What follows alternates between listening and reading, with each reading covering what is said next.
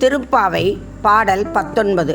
குத்து விளக்கெரிய கோட்டுக்கால் கட்டில் மேல் மெத்தென்ற பஞ்ச சயனத்தின் மேலேறி கொத்தலர் பூங்குழல் நப்பின்னை கொங்கை மேல் வைத்து கிடந்த மலர் மார்பாவாய் திரவாய் மைத்தடங்கண்ணினாய் நீ உண்மணாளனே எத்தனை போதும் துகிழல ஒட்டாய்கான் எத்தனை ஏலும் பிரிவாற்றகில்லாயால் தத்துவமென்று தகவேலோர் எம்பாவாய்.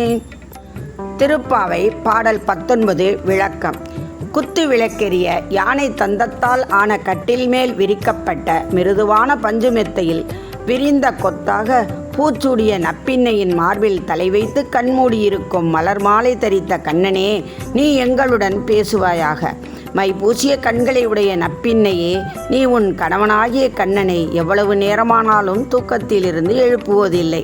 காரணம், கன நேரம் கூட அவனை பிரிந்திருக்கும் சக்தியை இழந்துவிட்டாய்.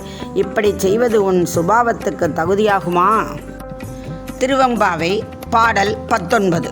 உங்கையிற் பிள்ளை உனக்கே அடைக்கலம் என்று அங்கு அப்பழஞ்சொல் புதுக்கும் எம் அச்சத்தால் எங்கள் பெருமான் உனக்கொன்றுரைப்போம் கேள்.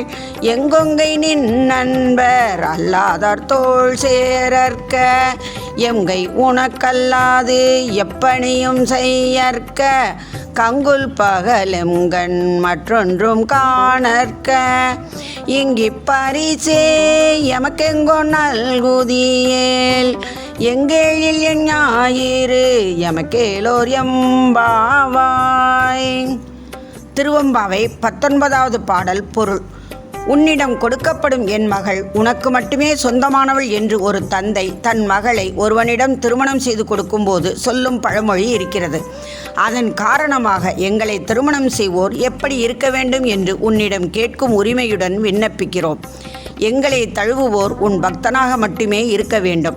எங்கள் கைகள் உனக்கு மட்டுமே பணி செய்வதற்கு அவர்கள் அனுமதிப்பவர்களாய் இருக்க வேண்டும். எங்கள் பார்வையில் உனக்கு பணி செய்பவர்கள் மட்டுமே தெரிய வேண்டும். பிற தீமைகள் எதுவும் பார்வையில் படவே கூடாது. இப்படி ஒரு பரிசை எம்பெருமானான நீ எங்களுக்கு தருவாயானால் சூரியன் எங்கே உதித்தால் எங்களுக்கு என்ன?